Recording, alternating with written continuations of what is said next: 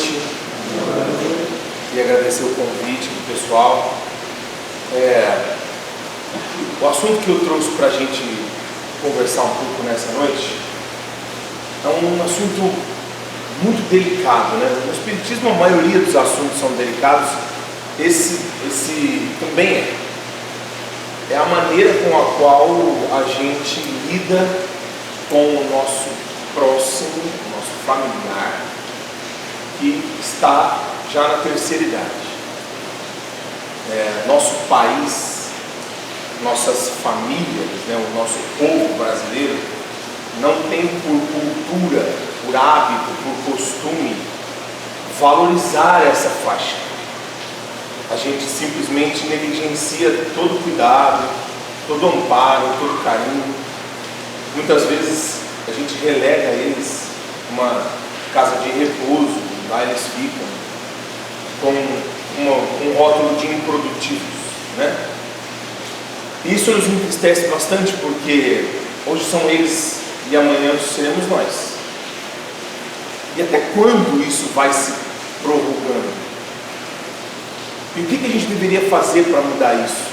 E será que a gente, enquanto espírita, deve ter uma postura diferente? Será que se a gente bater no peito e dizer que é espírita e pagar uma boa casa de repouso para o nosso familiar já idoso, a gente está sendo efetivamente espírita? Será que é o dinheiro que vai resolver o problema? E muito mais importante do que tudo isso, o nosso comportamento ensina aos outros. É aí que está a chave. O problema maior não é apenas a gente cuidar dos nossos idosos para que o idoso fique bem ou para que nós fiquemos bem. O problema maior é que o nosso comportamento é a nossa semeadura. O que nós vamos colher dos nossos menores quando eles estiverem com a nossa idade, precisando cuidar da gente? Como é que a gente vai ensinar a eles o que deve ser feito se a gente não faz? Isso serve para qualquer pessoa. A boca da gente, na maior parte do tempo, não reflete a produção das nossas mãos. A gente fala muito, faz muito pouco. E não temos ilusão a esse respeito. O que marca as gerações vindouras é o que a gente faz, não o que a gente fala. O que a gente fala entra, sai, vai embora. O que marca é o que a gente faz. Então é a nossa postura que tem que ser mudada. É o nosso cuidado com o que eu estou fazendo, porque a minha semeadura. Hoje eu negligencio, amanhã serei eu o negligenciado. E o negligenciar faz parte de um resgate que eu deveria estar tendo com aquela pessoa e que eu não estou. Eu estou deixando para depois. E é evidente que eu não encarnei para deixar nada para depois. Nada. Nenhuma falha, nenhuma farpa. Tudo teria que ser resolvido nessa encarnação. Nós temos um plano para isso. E as coisas aparecem quando precisam aparecer. E se a gente simplesmente deixa de lado, isso vai precisar ser visto depois. E muitas vezes de uma forma mais dolorosa. Porque além da prova, vem a mágoa, o ressentimento, o rancor, outros problemas decorrentes desse que a gente está gerando agora, com essa falta de vontade de resolver, né? Nós temos aí uma frase retirada do site O Consolador, que do nosso querido Paulo. Mas se alguém não tem cuidado dos seus, e principalmente dos da sua família, negou a fé, e é pior do que o infiel. O infiel é aquele que não cumpre com os seus combinados, seja ele infiel no matrimônio, na amizade, no cumprimento das suas obrigações do trabalho, ou nos seus compromissos financeiros. Tudo isso pode gerar algum tipo de infidelidade. Ainda que seja, o infiel não é pior do que aquele que simplesmente abandona os seus, aqueles mais próximos, a quem a gente deveria estar dando todo o amor possível.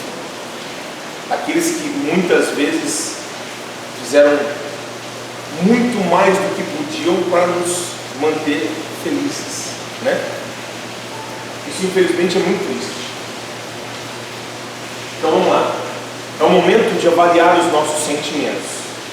Vocês vão ver que muitas vezes vai aparecer aqui que a chave para a gente tentar resolver esse problema está na educação.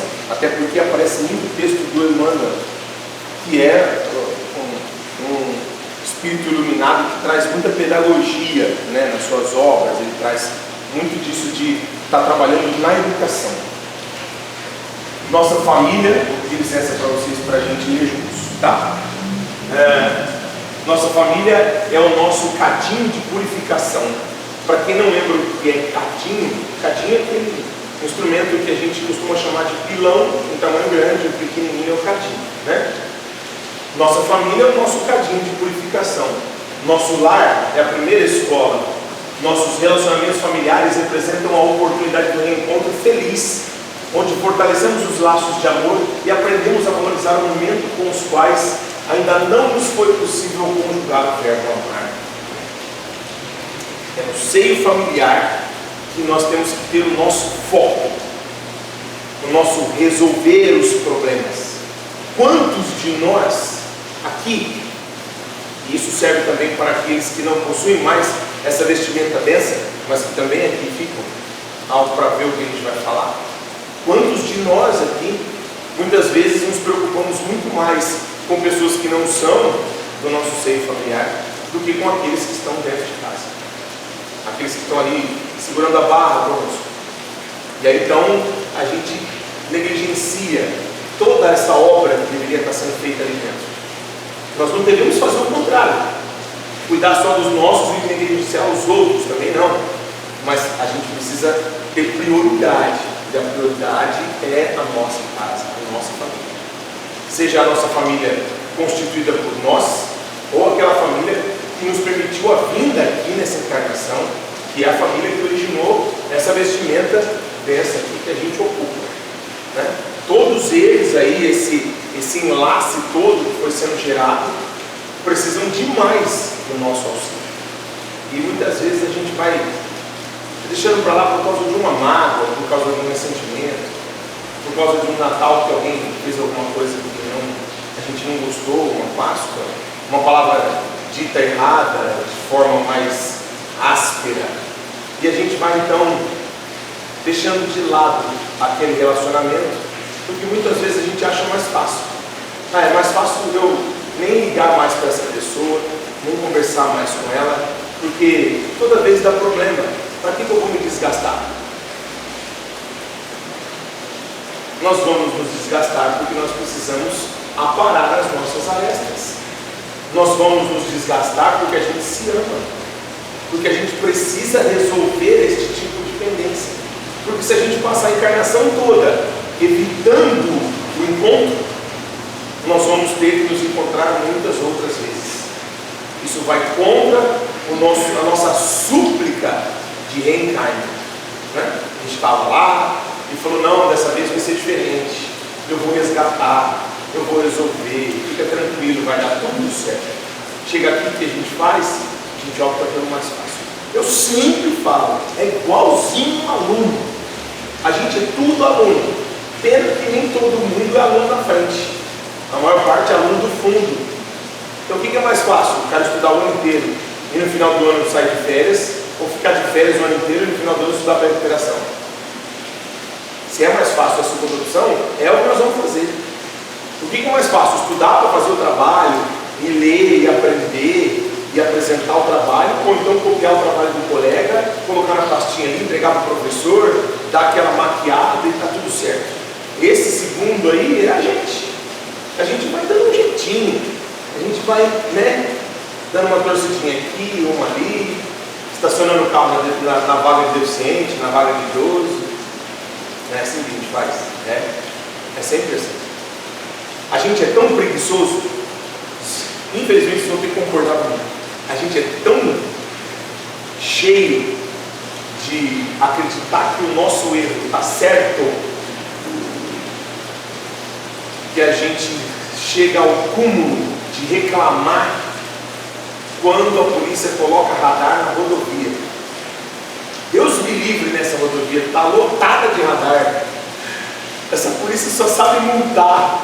Cristo, é só andar devagar, é só andar na velocidade segura. A polícia não quer saber se você está correndo e isso vai trazer um prejuízo para ela. Não é isso.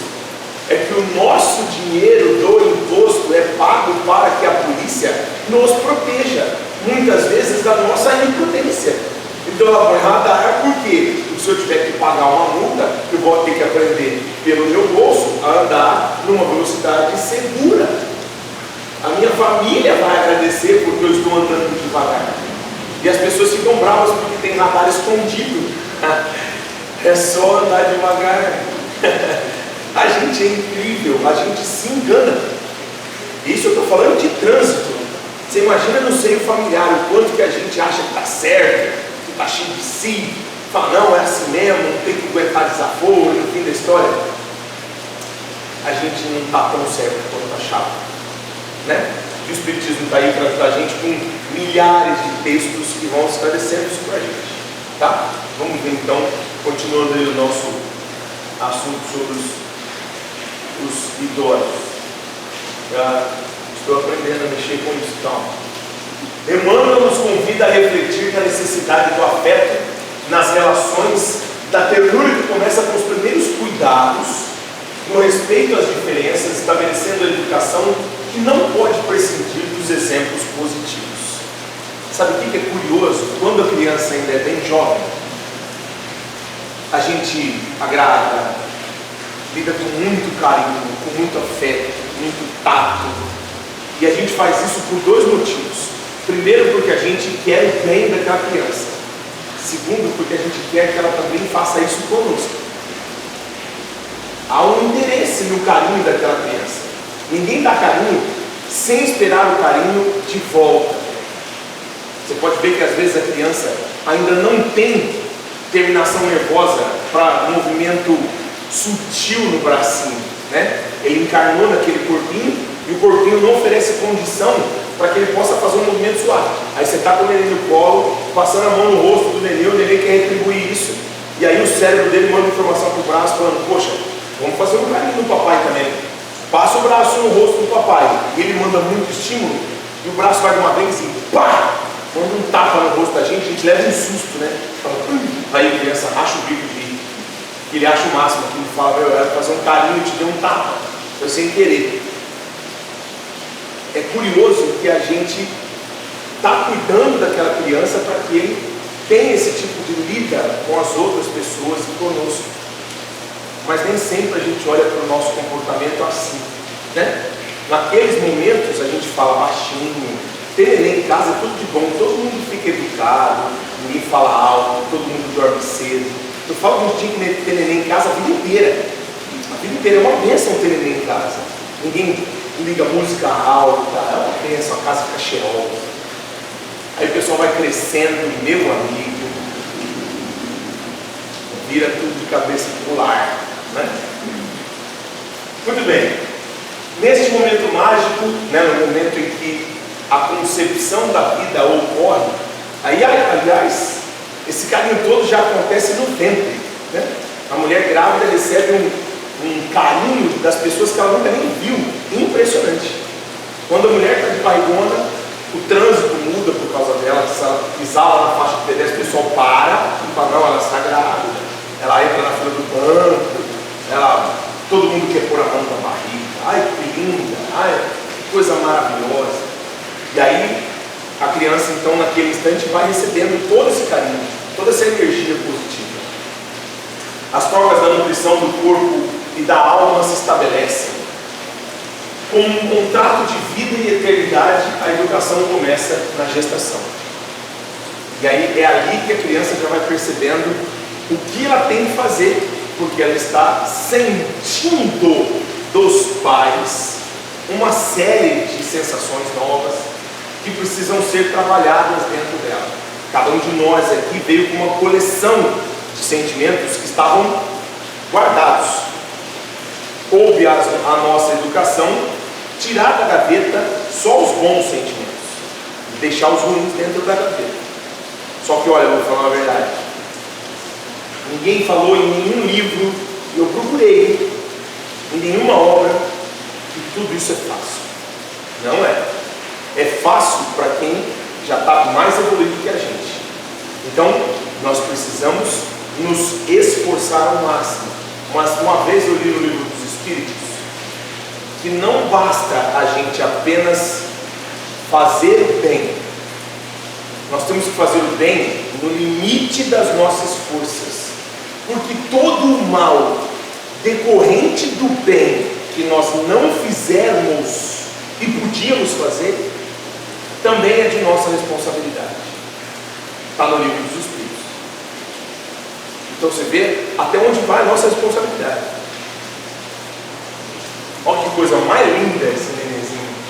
Não tem quem não se encanta, né? Aí a gente cresce e continua gordo, assim o pessoal fala que não está mais bonito. Olha lá. Um olhar de amor para as novas gerações. Todo o coração necessita de amor. Todo. Urge discernir, como se ama e como se é amado. Nós precisamos saber essa diferença.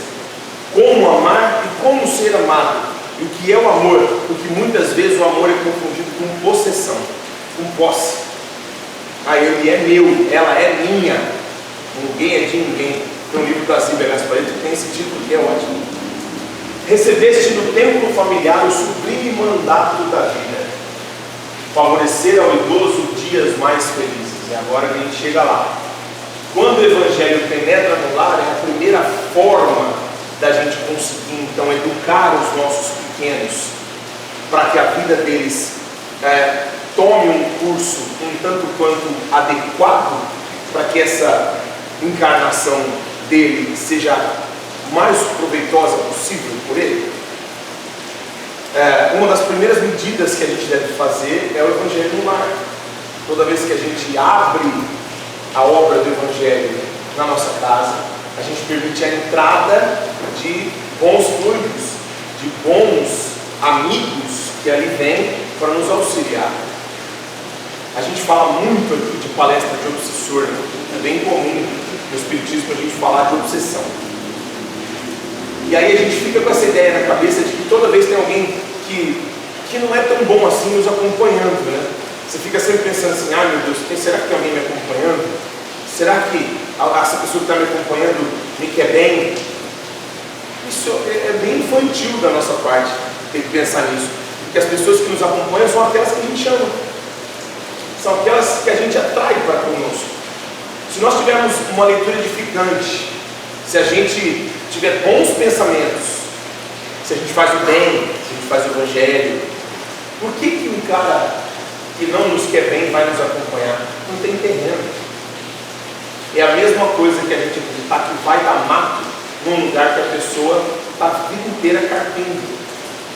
O terreno dele nunca vai ficar sujo, porque todo dia ele cuida um pouco. E cuidar um pouco todo dia é mais fácil do que deixar ficar bem ruim para tentar cuidar tudo de uma vez. Mas a gente acha que é mais fácil largar e depois cuidar de uma vez. E aí está o erro. A gente vai largando. Ah, esse pensamento é ruim. Ah, eu estou falando mal da minha vizinha. Ah, mas só hoje eu vou falar mal dela. Aí amanhã o outro vem com a história e fala, falei que ela não presta, está lá. Agora está fazendo tal coisa. Eu sempre soube que ela era ruim. E aí a gente vai acumulando aqueles maus sentimentos até que venha algum tipo de espírito que se afiniza com esses maus sentimentos, se aloja conosco. A gente tem que buscar o auxílio do centro. E dá tudo errado, aí consegue. Aí o teu terreno fica limpo. Tem que cuidar de novo. E a gente vai deixando. Quando o Evangelho penetra o lar, o coração abre mais facilmente a porta ao Mestre Divino. Eu não sei qual botão para apertar. Eu sempre aperto errado. Evangelizar a família. Educação. Esse elemento que é a educação, não a educação intelectual, mas a educação moral.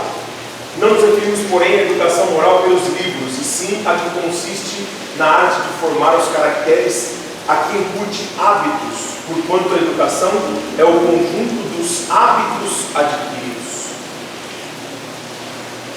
É desse hábito que a gente nas escolas costuma falar para os pais, principalmente em reunião dos pais, porque a escola hoje em dia acaba sendo um local onde a criança recebe duas coisas. Quando a gente era menor, recebia uma coisa: instrução. Hoje a escola tem que abrigar instrução e educação, mas o educar da escola não consegue fazer com que o aluno, não sozinho pelo menos, mude os seus hábitos, mude sua forma de enxergar as coisas, porque em casa, na família, isso também precisa ser feito. Há um conjunto, em todos os lugares tem que haver educação. E aí em casa a gente é muito educado e a gente ensina o nosso filho a dizer bom dia, boa tarde, boa noite, por favor, com licença, muito obrigado, não aceitar as coisas. Aí fica bravo quando vai na casa dos outros, né? A mãe da gente costuma fazer isso. Se mexer em alguma coisa, você vai se ver comigo. Chega na casa da pessoa assim. A pessoa fala que é uma água, não, obrigado. Porque nessa fica com aquela imagem da mãe ali, ó. Se aceitar, morre. Então você não pode, fica quieto. Tá bom.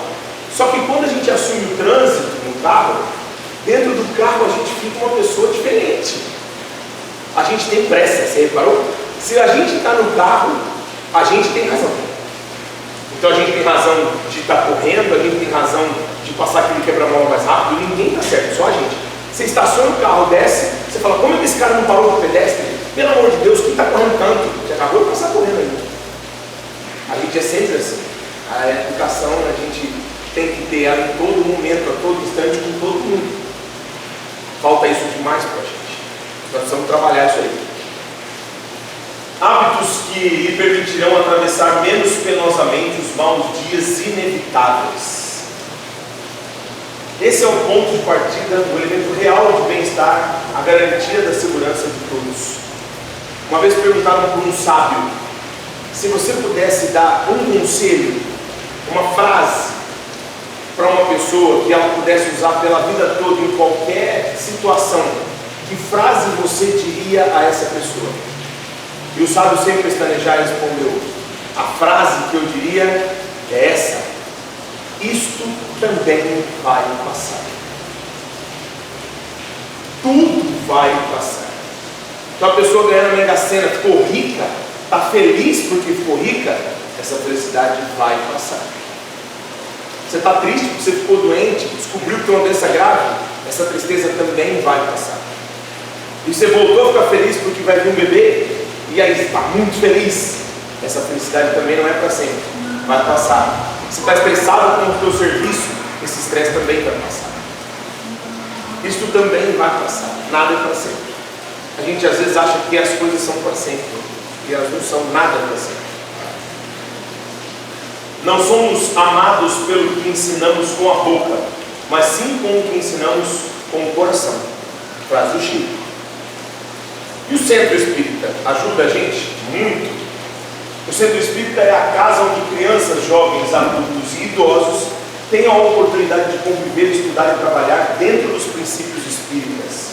É a oficina de trabalho que proporciona aos seus trabalhadores oportunidade de exercitar o aprimoramento íntimo pela vivência do Evangelho em suas atividades.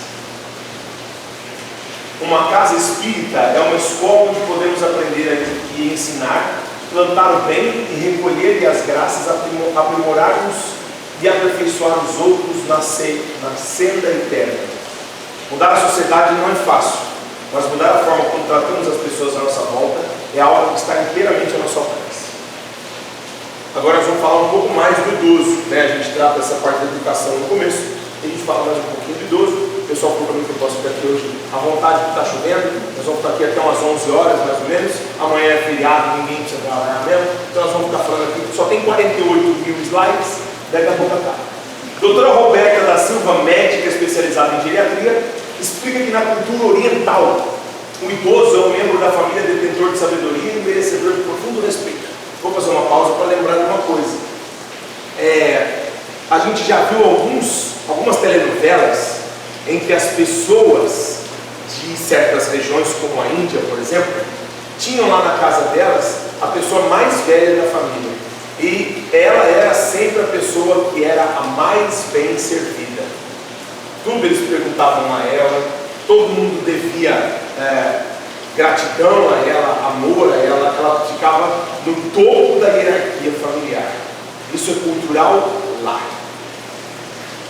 Assim, conselhos são solicitados a ele, que possui não somente a soma de anos, mas valores, experiências e sabedoria que guiam os mais jovens nos desafios e caminhos que a vida proporciona. Parece-lhes simples dessa forma, auxiliados pelos mais velhos, conhecer de antemão o caminho que deverá ser percorrido, os alertas aos quais devem estar atentos às adversidades que vão encontrar. E o mais importante, são-lhe gratos. Dignificam o idoso até seus últimos momentos. Igualzinho a gente. É impressionante. E nós, o que aprendemos com os nossos? Servem-nos de conselheiros?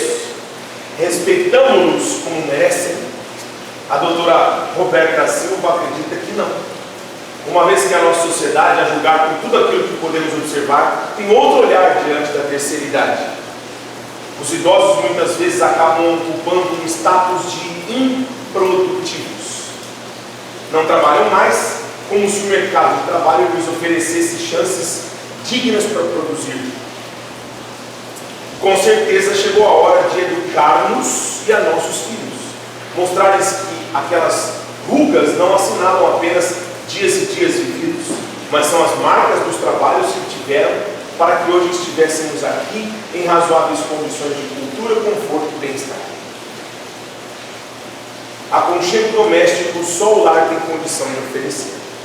Há que compreender que muitas vezes o andar mais vagaroso, as mãos trêmulas e sua voz com tons mais baixos não significam fraqueza, mas sinais que indicam que nessa ocasião precisam ser mais abraçados do que abraçar. De que já perderam muito e muitas pessoas que ainda lhes são caras, e por isso a família talvez seja tudo aquilo que eles ainda têm. Isso significa muito. Quando a família opta pelo internamento do idoso em asilos, sua expectativa de vida decresce de forma significativa. Por melhores que sejam as instalações e por mais bem cuidados que sejam por profissionais competentes. Afinal, aconchego doméstico só mesmo os lares têm condição de oferecer, mas oferecem. Há que ter capacidade de entender que os idosos ainda podem ser úteis, talvez não mais com força, ou oferecendo quantias monetárias, mas com conselhos, com afetos aos demais membros da família, em especial com as crianças, cuidando das pequenas coisas que podem fazer nos lares. É difícil sensibilizar pessoas, mas apenas pense como gostaria de ser tratado por seus filhos na sua terceira idade. Não esqueça que seu exemplo está sendo observado e será repetido por eles. Na década de 40, os idosos representavam somente 0,7% da população brasileira. Hoje esse grupo representa 2,5%. Segundo o IBGE, no ano de 2025 chegarão a 34 milhões, colocando o nosso país em 6º lugar do mundo em população idosa. Fazem-se, portanto, necessárias as devidas providências para atendimento dessa parte bastante expressiva da sociedade. E aí a família tem um papel muito importante. A piedade filial não pode ser negligenciada. Os benfeitores espirituais revelaram a Kardec que o limite do trabalho é o das forças, deixando Deus, a esse respeito, inteiramente livre o homem, e acentuaram que ele tem o direito de repousar na velhice, não sendo a nada obrigado, e, se algum encargo tiver, que seja esse de acordo com suas possibilidades físicas. ensina o caroável mestre lionês que a piedade filial não pode ser negligenciada, uma vez que se encontra implícita no mandamento: honrai vosso pai e vossa mãe. Honrá-los outra coisa não é, senão respeitá-los, assisti-los nas necessidades, proporcionar-lhes repouso na velhice, cercá-los de cuidados, como eles fizeram conosco na infância. Sobretudo para com os pais sem recursos, continua Kardec, é que se demonstra a verdadeira piedade filial. Os que julgam fazer grande coisa porque dão a seus pais o estritamente necessário para não morrer de fome, enquanto eles de nada se privam, atirando-os para os cômodos mais ínfimos da casa, apenas por não os deixarem na rua, reservando para si o que há de melhor e de mais confortável, obedecem a esse mandamento? Enquanto eu lia isso, quantas pessoas nessa condição vocês lembraram? Veja como é triste tudo isso. Isso quando não o fazem de má vontade e não os obrigam a comprar caro o que lhes resta a viver, descarregando sobre eles o peso do governo da casa. Será então os pais velhos e fracos que cabe a servir os filhos jovens e fortes? Ter-lhes a mãe vendido o leite quando o amamentava? Contou porventura suas vigílias quando eles estavam doentes, os passos que deram para lhes obter de que necessitavam? Não, os filhos não devem a seus pais pobres só o estritamente necessário. Devem-lhes também, na medida do que puderem, os pequenos nadas, os supérfluos, as solicitudes, os cuidados amáveis, que são apenas o juro do que receberam no pagamento de uma dívida sagrada. Unicamente essa é a piedade filial grata a Deus. Como está atualmente o relacionamento dos membros mais jovens com os parentes que já estão na terceira idade? E o que pode fazer para melhorar essa convivência? De um modo geral, a presença do idoso na família vai resultar em algumas intervenções, em especial na educação das crianças, o que obviamente é missão dos pais. Mas não há problema algum que não possa ser contornado quando existe respeito e amor pelos mais velhos. Os familiares não podem jamais perder de vista que os idosos já tiveram a sua fase de trabalho e de provedores. Portanto, a terceira idade não é uma fase para se conquistar o afeto da família, e sim usufruir de algo já construído. Por isso, é importante para os mais jovens construírem desde já a harmonia familiar. Nada impede que os idosos possam fazer alguns serviços caseiros mais leves, mas não pode existir abuso.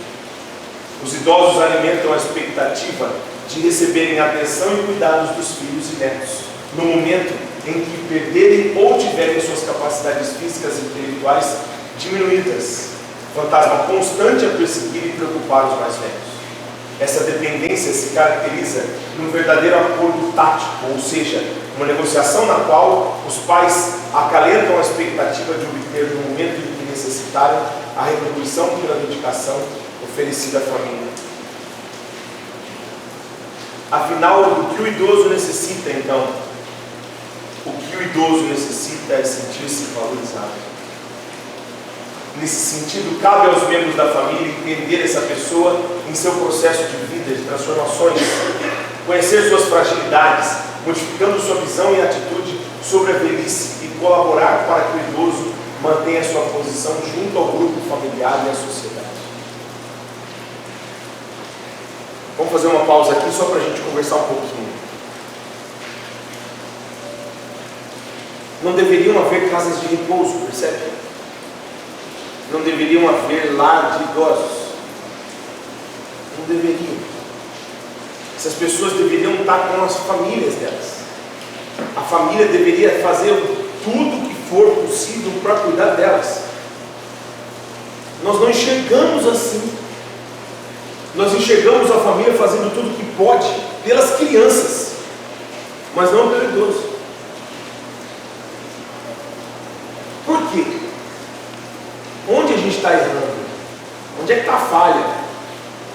A gente acredita só que o idoso só vai ser útil enquanto ele tiver alguma forma financeira de subsidiar a família, ou de fazer algum tipo de trabalho que diminua um pouco o cansaço daquela família.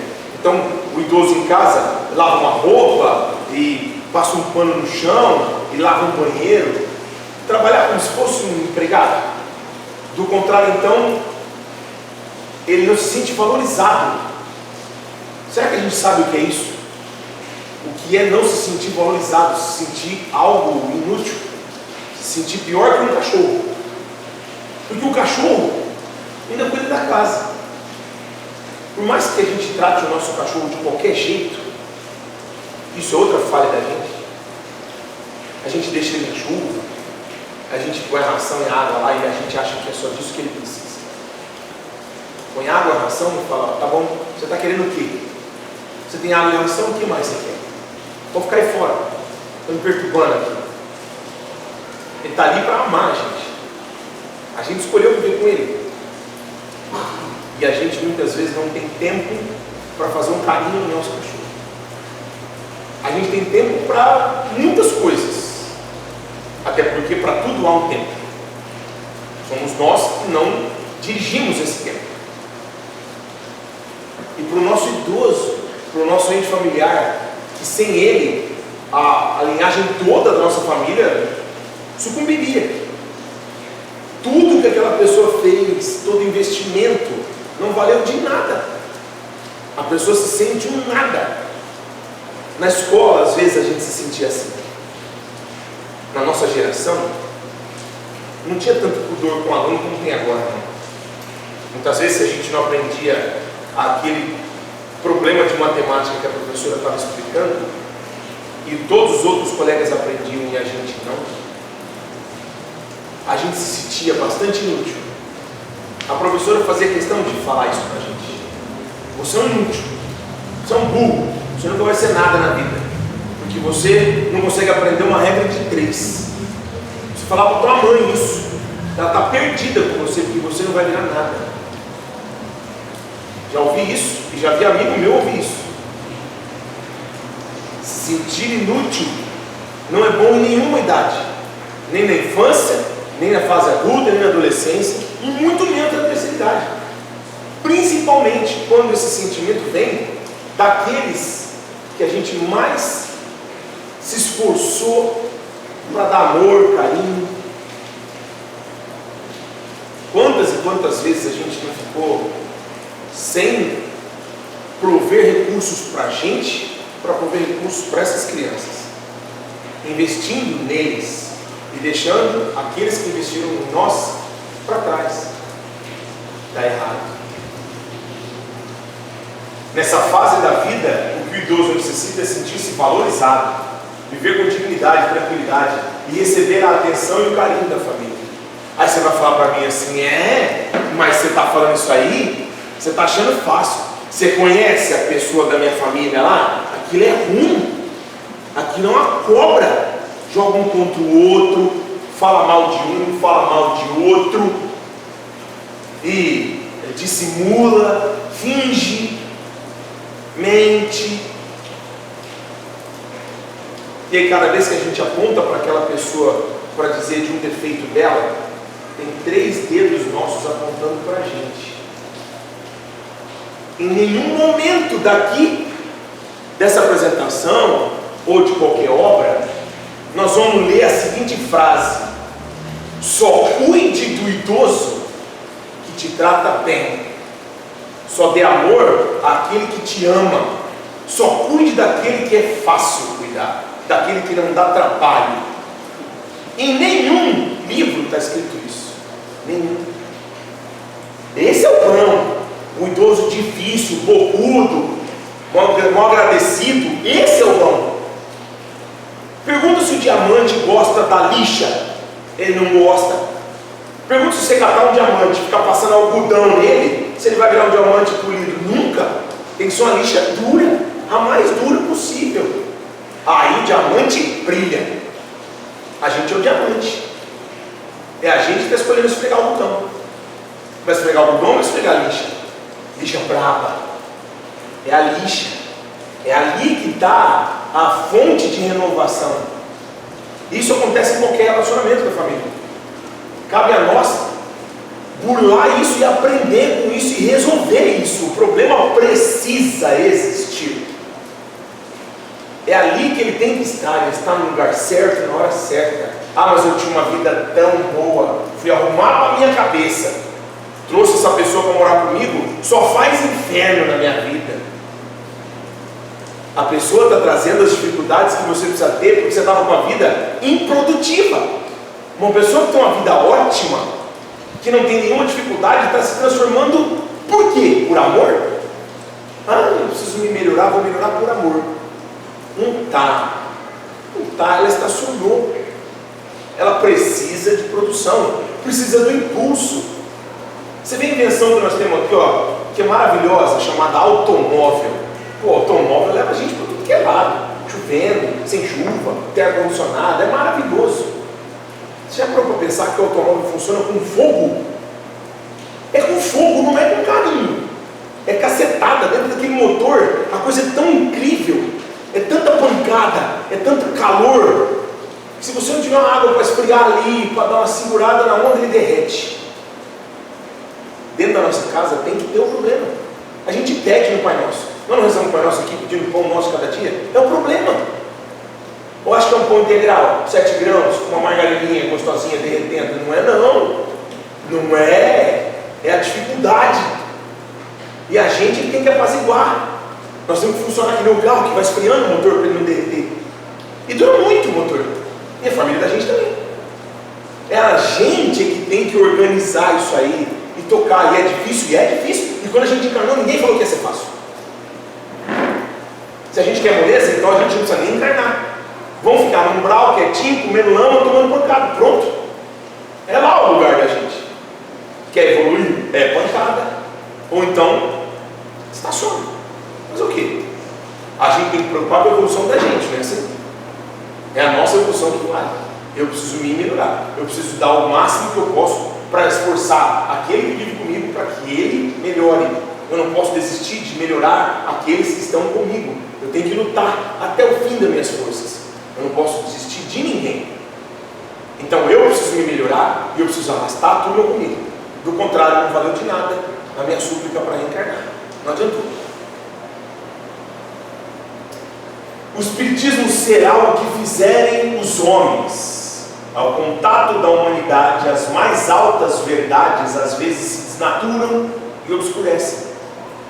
Podem constituir-se uma fonte de abusos.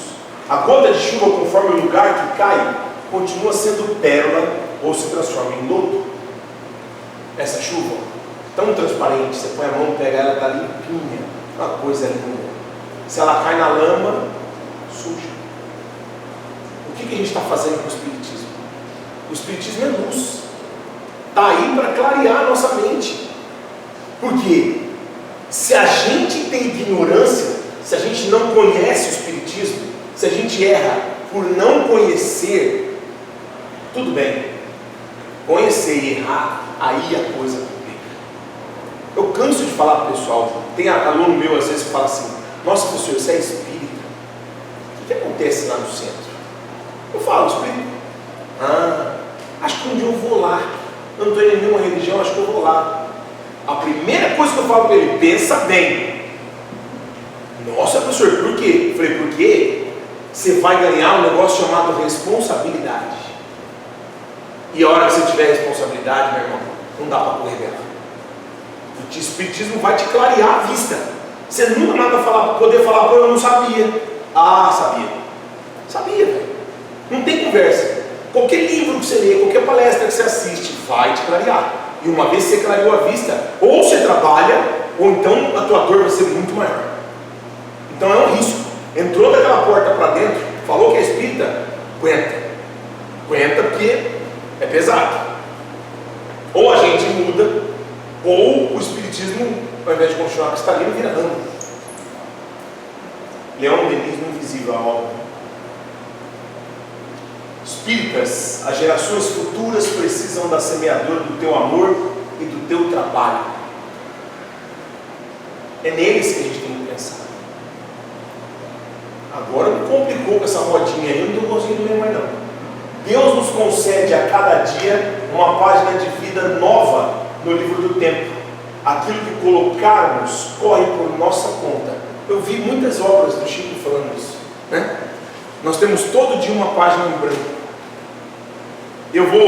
Nós estamos no finalzinho já, eu falei que tinha 45 slides, mas não é, esse aí é o último. Eu vou fazer para vocês uma pergunta, para a gente ir embora para casa refletindo, não só em tudo que a gente leu aqui e que eu conversei, mas um pouco mais sobre o que a gente faz no dia a dia. Se hoje, quando a gente for dormir, a gente tiver um sonho bem real, sabe aquele sonho bem real? Aí aparece um anjão de verdade, né? Aquele anjo que tem umas azonas, aquela areolinha douradinha na cabeça, anjo Gabriel, assim, arcanjo, aparece no teu sonho, vira para você e fala assim, ó, chamaram tua senha, você vai embora, você vai deixar o corpo físico. Nós já estamos preparando o desenlace para você poder soltar do corpo físico aí, não vai doer, vai ser um fardo rapidinho, você vai estar dormindo, nós vamos te tirar devagarzinho, tudo bem? Você falou que é espírita, que você não tem medo de morrer, nós vamos levar você embora. Nós vamos deixar você dormindo ainda mais uns 15 minutinhos, aí nós vamos te levar embora, bom? Tá bom. Então hoje, dia 20 de abril, foi teu último dia encarnado. Se você soubesse de manhã que esse anjo ia vir à noite para te levar embora, você tinha feito alguma coisa diferente no dia de hoje? Tinha? Se você parar para pensar no dia de hoje, não precisa ser a vida inteira não, só o dia de hoje, você tinha ligado para alguém, você tinha pedido desculpa para alguém, você tinha ligado para quem você ama só para falar que ama, assim, coisa que a gente não faz, sabe? Ligar e falar, eu estou ligando só para te falar que eu te amo, não sei quanto tempo eu tenho de vida, eu vou te ligar então, e é isso. Teria feito? Então eu vou terminar com outra pergunta, por que você não fez? Quem te garante que hoje não é o teu último dia? Quem? Pode ser que a gente saia daqui, chegue em casa e desencarne, o anjão aparece. Pode ser que a gente está aqui e ele está lá na porta da casa da gente esperando assim, ó, batendo o pezinho, falando, esse cara não vem, meu Deus. Olha, é 714, tem certeza? Tem. Nossa, esse cara não vem. Aí a gente chega lá, pumba, vai embora. E aí? E aí você tem que ir. Não dá para correr. Dá para voltar o dia e falar, ó, vamos fazer o seguinte, dá uma girada aí no relógio contrário, deixa eu voltar para mudar meu dia. Não dá. O dia de hoje acabou. Ó, já é 9 horas. Acabou. Agora vai chegar em casa, comer alguma coisinha, vai dormir. Amanhã é feriadão, ó. Sexta-feira, dia de Tiradentes. E nós vamos fazer o quê? Churrasco? Passear? Divertir? Aí a noite morre. E aí? É só choro. Aí a gente arrepende de não ter feito o que queria. Pensa um pouco. Não existe passado, não existe futuro, existe o agora. Toda noite a vida da gente acaba. Amanhã é um dia novo que a gente ganha. O dia de hoje acabou a vida. Se a gente desencarnar, acabou. Ah, desencarnei, bora mais um dia. É igualzinho o lema que os alcoólatras anônimos usam, só por hoje, para não dimensionar, só por hoje. Se a gente pensar no hoje, tudo se resolve mais fácil. Você perdeu um ente querido? Perdi. Nossa, chorei absurdamente. Por que a gente chora tanto? Porque a gente acha que a gente é imortal. Nossa, meu Deus, tão jovem, faleceu hoje. O que eu vou fazer? Eu ainda vou viver a vida inteira com saudade dele. Aí no outro dia você morre também. Pô, você viveu um dia só, precisa chorar tanto? Um dia longe, já juntou de novo. Nós não sabemos. Então hoje eu estou com saudade, hoje eu senti falta dele, amanhã eu não sei se eu estou aqui, amanhã eu posso estar com ele. Mas o cara chama minha senha lá e fala, ó, próximo da senha ele tem preferência aqui, que é meu parente. Vamos fazer um nepotismo aqui. Pum, põe a gente lá, trabalhar lá na portaria, vai embora. E aí? Só por hoje. Só por hoje eu vou ser menos orgulhoso. Só por hoje eu vou ser mais benevolente, eu vou ajudar mais hospitais que cuidam de pessoas com doença grave, a casa espírita, só hoje, só hoje. Só hoje eu vou ajudar o pessoal a varrer a casa, a limpar a minha casa. Só hoje eu vou ser educado com a minha família. Só hoje. Só hoje. Porque no dia do aniversário da gente, a gente é educado. Na Páscoa, a gente é educado. A gente consegue. No dia de Natal, como é que a gente é em casa? Maravilhoso. Natal todo mundo fica meio santo. Já reparou? Você fala, espírito de Natal. Ai, que gostoso. Né? Você fala, Leonardo, coloca a estrela na árvore. Coloca, ai, que lindo. É gostoso. Natal, aquele cheiro de Natal. O resto dos dias tudo aqui, ó. Não. É um dia por vez. É o hoje que nós temos. Como é que a gente tratou hoje os nossos idosos? Será que a gente deu uma telefonada só para falar assim, ó, eu te amo? Pode ser que a mãe não chame a senha dele, que é a mais provável por causa da natureza, chama a tua. E você desencarnou e não falou para ele que amava. Ah, mas eu vou ligar e vou falar que eu amo, e ele não está nem aí para mim. Mas não tem importância. Não tem importância. É a tua semeadura. Teu filho está olhando. Oh, nossa, ele está ligando lá, ó, para falar que ama. Ô pai, você ligou para falar que ama? Porque eu amo. Ah, então quando a gente ama, pode ligar assim para falar que ama? Pode, deve. Plantei, pus água, adubei, vai dar fruto. Não se preocupe. Só um dia. Um dia. Acabou. Muito obrigado pela presença de vocês. Que Jesus nos abençoe, nos acompanhe e que a gente possa um dia de cada vez tentar se melhorar. De novo lá, juntos, naquele grupo de estudo do Espiritismo que fortalece a gente na hora das provas aí que virão todos os dias. Muito obrigado, que Jesus nos acompanhe até as nossas casas.